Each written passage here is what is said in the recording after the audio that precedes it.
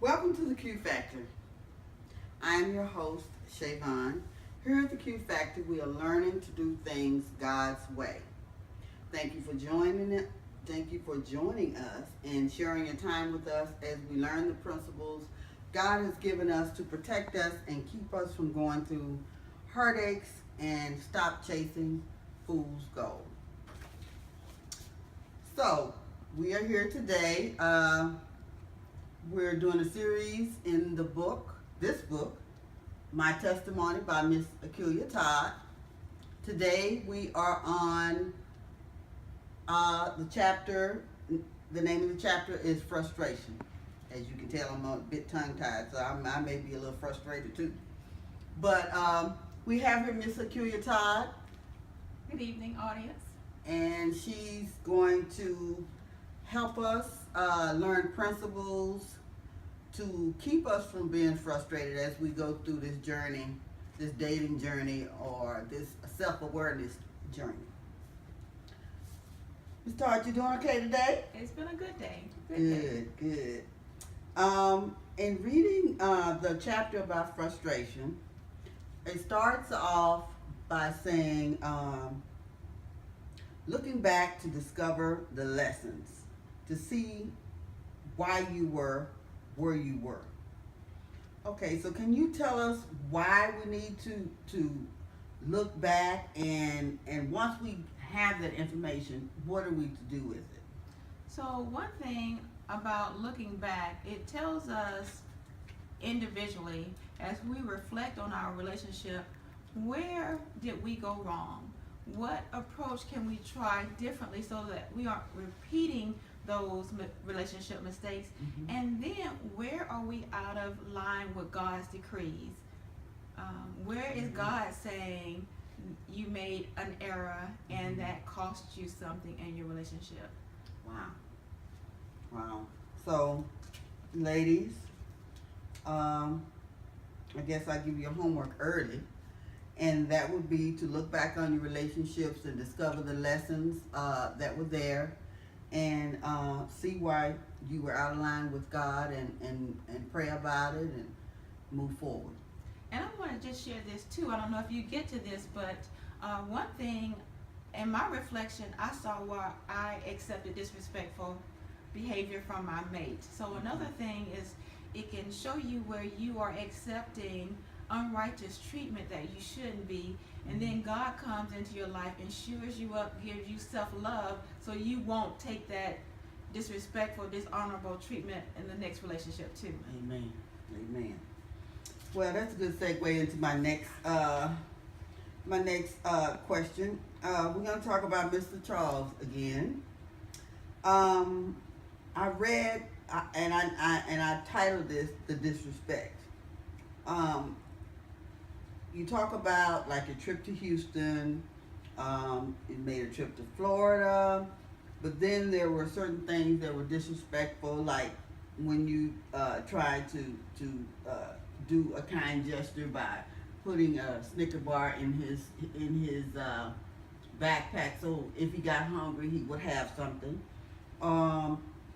Hanging up the phone, other women answering the phone, and and then that day, which was Mother's Day, he called and said he was dialing the wrong number. That's major disrespect. Major disrespect. Major disrespect. You want to talk to us about that? Well, yes, and what I want to say, I'm so glad you asked that question, because just like I mentioned before, how if we take a reflective look at our relationship, it shows us where we were out of order, and then where things can change and be better if we allow God to come in the circumstance as we review.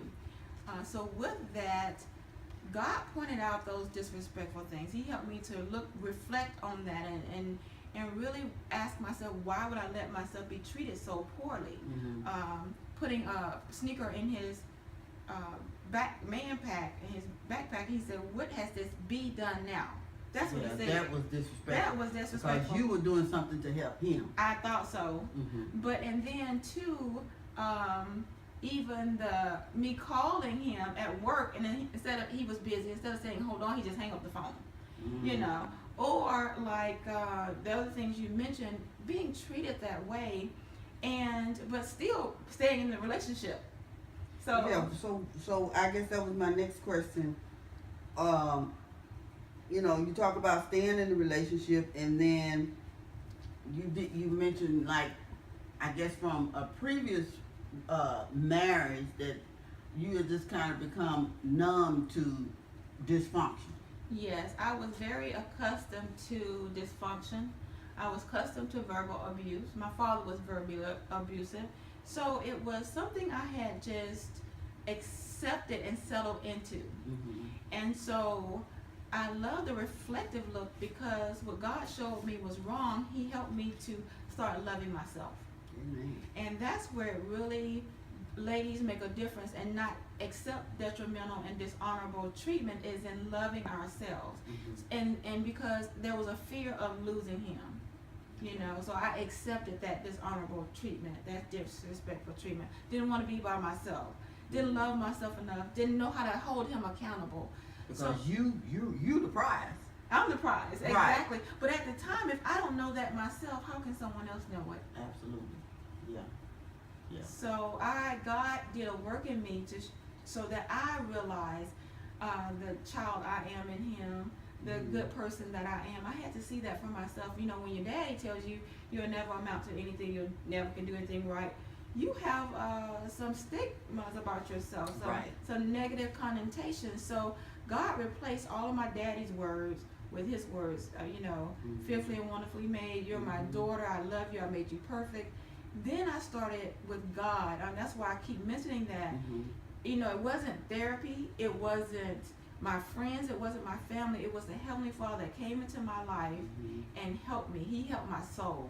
Yeah. And so that's my prescription for everybody. A relationship with the Heavenly Father who will help you love yourself enough to hold a person accountable, to say no to disrespect, and to know you are too valuable for that kind of treatment. Right. Amen. It's that God will do a new thing in you. Make a new creature. Amen. I also read, and I want you to explain this to us. And by the way, for those of you who have the book and you're watching this, as we go through the different chapters, there's a difference in reading it and then actually getting information from the author. So with the two of those together, it should be a really, really complete lesson where you can learn. And if you have questions, you can email Ms. Todd at golden5002@aol.com. Okay. Idols demand sacrifices. Yeah, so I love this. In James chapter 4, and it's the Bible, chapters 1-3. If I could just read that right fast, it says, "What causes fights and quarrels among you? Don't they come from your desires that battle within you? You desire, but you do not have, so you kill. You covet, but you cannot get what you want, so you quarrel and fight. You do not have because you do not ask God. When you ask, you do not get or receive because you ask with wrong motives, that you may spend what you get on your own pleasures." So what idols do is it says, I want what I want when I want it like I want it. And if you don't do what I want you to do, I'm going to make you suffer. I'm going to tongue lash you. I'm going to take away what's good to you. I'm going to take away my presence. I'm going to punish you and hurt you to manipulate you into doing what I want you to do. That's what it says. I'm a wannabe idol. Do what I say, do what I want, when and like I want it. So when a person has that mindset, that controlling, idolizing mindset, it is in relationships, and it can be very damaging. When because then you fight and you quarrel, and then you want what you want for your own desires and your own purpose, and it's selfishness, and it's really not thinking about the other person or what's best for the relationship. And a lot of that goes on in relationships. Selfishness and not the well-being of the other person, or not the welfare of the other person, or the welfare of the relationship. That's good stuff. Good stuff. Okay, next now this was very interesting. We moved down to Mr. Kirk Okay. again. Okay, and you said you wrote in your book that you did to Kirk what Charles did to you. Like, okay, I'm saying two things here. One, you did to Kirk what Charles did to you. The second thing I'm saying, when you talk about like Kirk was kind of like a rebound person, and you were comparing and that sort of thing. So tell us what happened, and then tell us the right way to do it. Okay. What we're supposed to do. Okay, so the last thing I want to talk about the idols that I wrote it, saw in my notes. Okay, was that idols will be perpetually critical to make your mate miserable until your mate gives in to that idol. So I'm gonna make you, you're gonna be miserable until you do what I say. So about the rebound. So that is wonderful question about Kirk and the rebound. And you know, I love to read, so I read in another book about what a rebound looks like, and I was like, oh my gosh, I was on the rebound. Okay. So I would like for the audience to know when you are on a rebound and when your mate is on the rebound. If you continuously talk about your ex, you could be on the rebound. Okay. If you compare your new person to your ex, you could be on the rebound. And if your mate, they can never do anything right, because again, you're comparing it to your ex. Mhm. So if you do that, or the person you're with does that, you may consider one of you may be on the rebound. And the other thing you mentioned about Kirk and how I did to Kirk what Charles did to me, it was called the insecure jealousy tactic. Okay, wait a minute. Okay, Hold on. okay, Don't you give got to me- that I can't yet? give you that yet. It's good though. Okay. But okay. So what you're telling us is when we meet someone, we're not supposed to do those types of things. You know, not comparing and that, accept the person for who they are. Is that what you? Yes, accept your new mate for who they are, and realize one big thing is the new person didn't do the damage the last person did. Yeah. This is a new person. If your old person was critical and controlling, don't put that on your new mate. See them completely as who they are, because oftentimes we may miss out on a good person comparing them to the last person. Yeah, that's good. That's good stuff. Okay, now tell us about the non-committal jealous tactic. Okay, the non-committal jealousy tactic, I did that, that's the term I use, Okay. is when a person, your mate, says, you know, I like you, but I don't want to put a title on this relationship. Okay. I like you, but I don't want to really say we're dating, you know, and if you don't want to go with me, I can take somebody else. And what happens is you get a feeling of maybe insecure, so you need to step up your game. You need to do more to keep this person, Okay. because you know, they don't really have time, they're busy, it's hard to fit you in the schedule, so you do more and more to cause them to fit you in the schedule. Oh, okay. Okay. So it's like reverse psychology. And what we can do and be sane in these situations is like let him have what he wants. He doesn't want to claim you and the relationship, because either you will do a drive-by, you feel insecure, you're like, well, he doesn't have time for me. Well, what is he doing? Let me drive by his house and find out what's going on. Wow. Yeah. Okay. And it's just a tactic, but as daughters of God, we can say, okay, he doesn't have time, fine, I can find something else to do. I don't have to chase behind him. I don't have to worry about him. I don't have to be anxious behind what he's doing, where he is, and who he's with. Wow. Okay. That is the God in us that has to show up in relationship. God, daughters of God.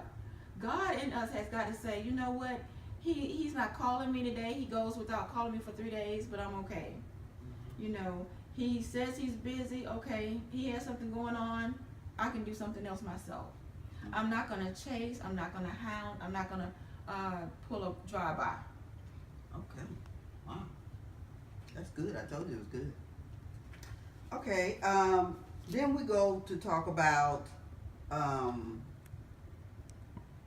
how you took control of you.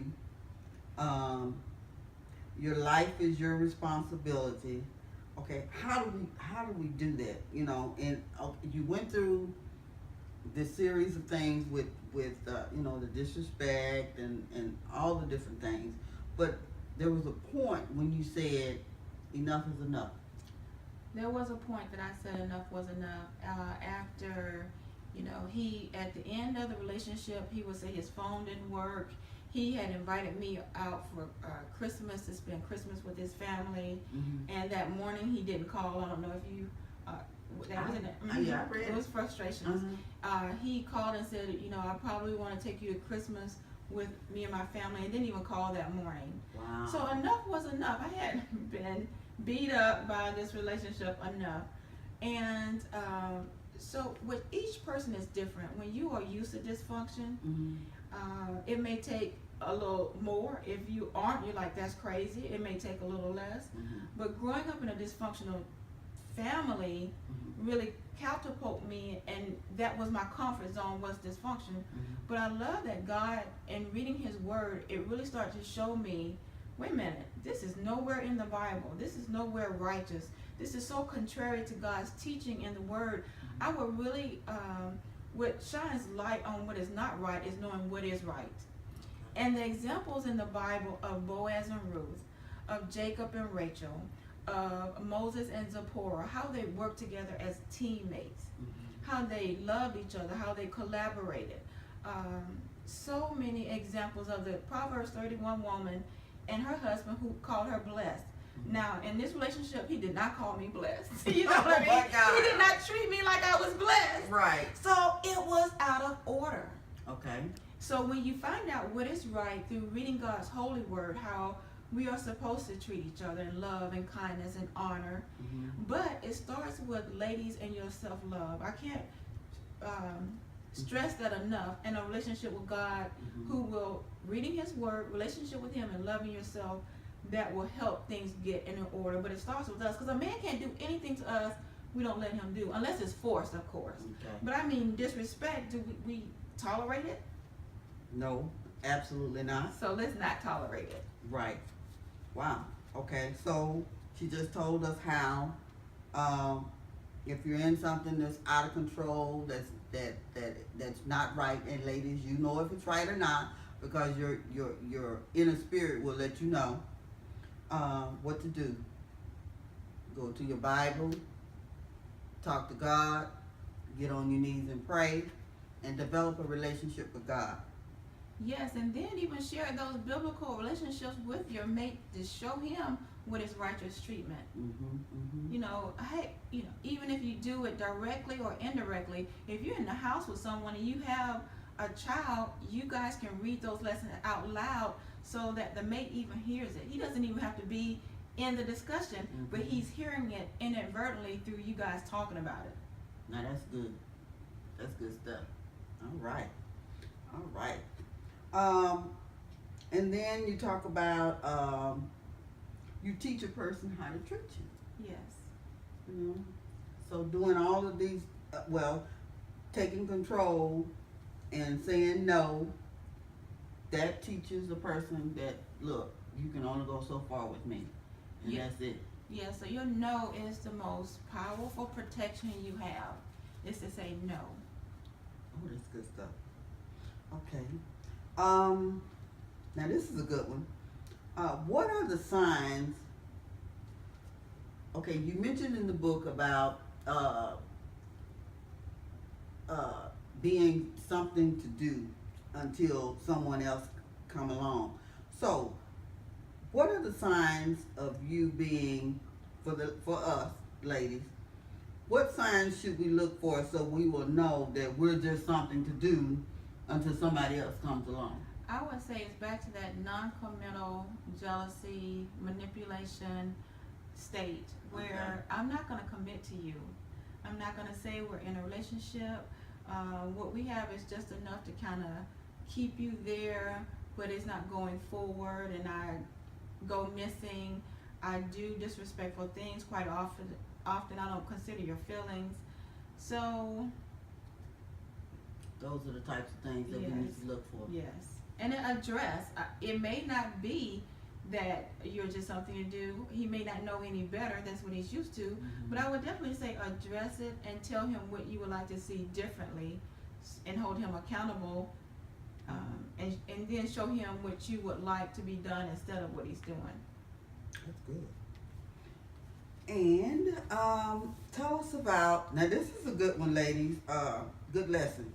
Tell us about the RSVP. Okay, so the RSVP, there are times when you may schedule something, Ms. Okay. Shavon. You may say to your boo, babe, I would like to go to a football game this weekend. The Cowboys playing the Raiders. And, would you like to go? He's like, I don't know. Let me think about it.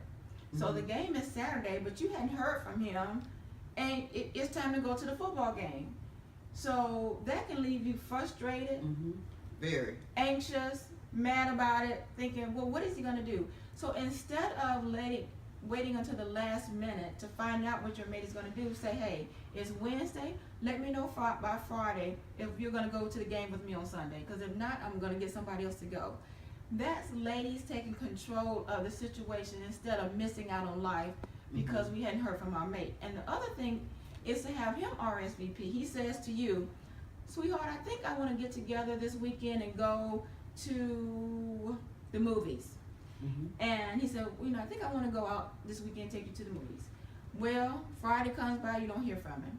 Saturday comes by, you don't hear anything. Sunday, the weekend is gone. You like, okay, he hadn't called, he hadn't said anything.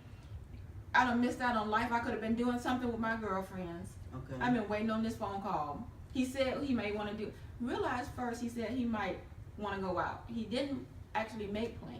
It was just a maybe. And then, too, ladies, taking control and having boundaries says, call me by Friday to let me know if we're going to get together this weekend. Because I'm not going to wait around on you. If I don't hear from you by Friday, I'll make an alternate plans. It's just that simple. Us being deliberate and intentional about what happens to us. Either we're going to be anxious and worried and wondering and missing out on life, or we're going to take control and say, let me know for sure by date and time so we can move forward, or else I'm going to make my life and have activities. Taking control. Taking control. Amen. Of ourselves. Not him, but of ourselves. Amen. That's good. Good stuff. Okay. Well, is there something we left out? Something that you want to share with us? Thank you for asking that. The last thing I want to say is that ladies sometimes have been through a lot of hurt, a lot of anger, and those bad experiences can leave us very hurtful and damaged and really not good for the next man that comes along. We have so much baggage from those hurtful experiences. I want to say, this chapter is called My Frustrations. But what God did was take my frustrations and my hurtful experiences and change them into teachable moments. Amen. He changed them into lessons learned. Like, I was very frustrated because I didn't have my friend RSVP or get a date and time. Right. Now I know to do that. That's the work of the Lord. Right. He will help you to be a new creature so that your relationships are flourishing and thriving and loving and kind and peaceful, and you are as well. You take joy with you because you aren't broken by something. Right. Because you have the strength of the Lord in you. So that is what I would like to say. That's good. Good. Well, ladies, that concludes our section on frustration. Next week we are going to talk about boundaries, and it's going to be powerful and packed with a lot of valuable information. So come back to the Q Factor And as we discover more about boundaries, it's if you have the book, read over it. It's a pretty big chapter, so it'll be a lot of information. And again, thank you for sharing your time with us. We love you at the Q Factor. Love you. Bye. Bye.